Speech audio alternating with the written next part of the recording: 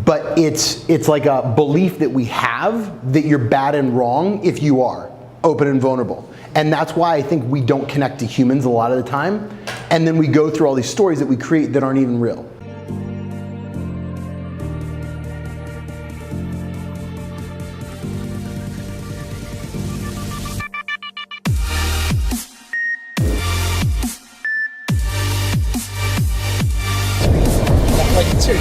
Welcome to Miami.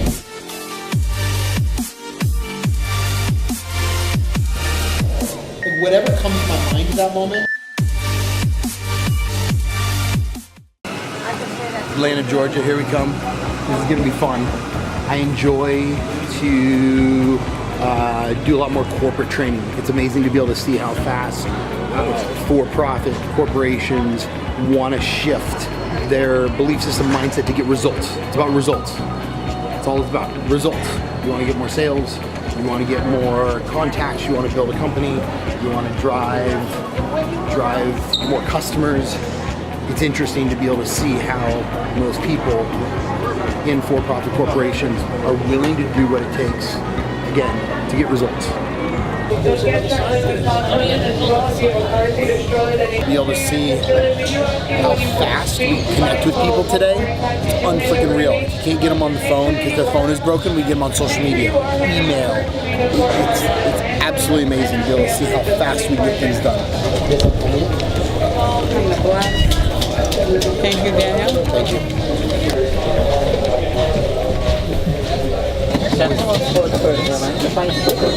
We just landed in Atlanta, Georgia. We're gonna go get a bite to eat with our CEO, Jen, and then get ready for tomorrow. It's gonna rock and roll. For Uber or Lyft rides, go to one of them. Cool. You got it. Thanks. Tomorrow it's a smaller corporate training. It's not as big, and we're going to show them it's a pilot for their company, what's great, and so we'll be able to show them what we can do, and we'll have a lot of fun with them. Jen's going to run them through some stuff in the morning, and then we're going to do some stuff in the afternoon, so it's going to be great. Yeah. So this morning we just saw Judson's street he grew up on. It was awesome. We're in Woodstock, Georgia, and we're going to this training. We're taking a small group of individuals and helping them grow as a team, grow as individuals. We get them for a day, so it's awesome. I love throwing people through our black belt program, white, red, blacks. A lot of organizations, corporations give us 3-4 hours to a day at a time, so it's a little bit easier for them. So we can play a little bit and help them get their outcomes with the time that they have.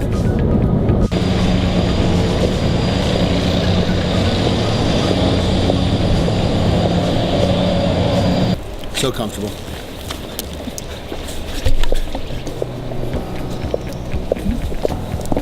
In America, at least, the men are told to be tough, suck it up, don't be vulnerable, don't be open, and if you cry, you're wrong or bad.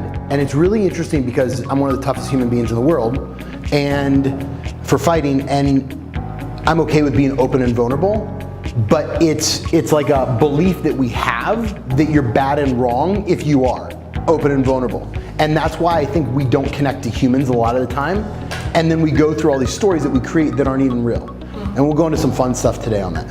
But it's interesting to be able to see from my perspective, because I had a whole belief like I had to be I had this image, and if I wasn't that, then who was I? And that was my foundation of how I lived for like 10 years. That's trauma too. It's really tough. Every day, I do this every day, and whether with it being a foster care kid or whether being, an executive CEO, my CEOs that we're working with and that we're coaching now, they get it so fast, like what you're talking about, like this is coming up for me, I'm recognizing it, I'm taking it back, I understand it, how I'm functioning. But when I can do that, and when the CEOs or execs that we're working with do that, their lives just run faster because they're leaving all their bull crap because they don't have to dwell on that. They can just say, identify it, recognize it, and move on. So it's pretty interesting to be able to see how fast that you can get at it. The thing that she was doing earlier, Jen was doing, is doing versus being.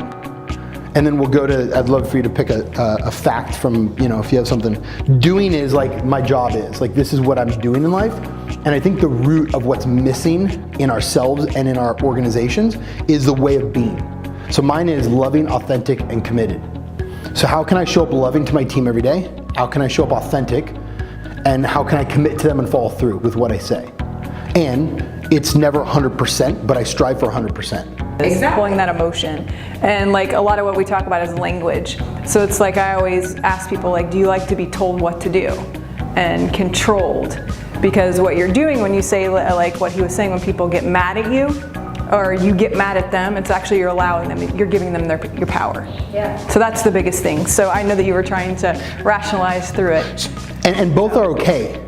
Yeah. But it's interesting to understand where do we want to live, because when somebody does an action, and I'll go through the steps on how we create a story that affects us, what I find is there's two kind of models, and neither are right or wrong. It just depends on whatever works best for somebody. The AA model, Alcohol Anonymous, has been around for a long time, and it's my name is Daniel and I'm an addict. So it's giving up our power to the addiction.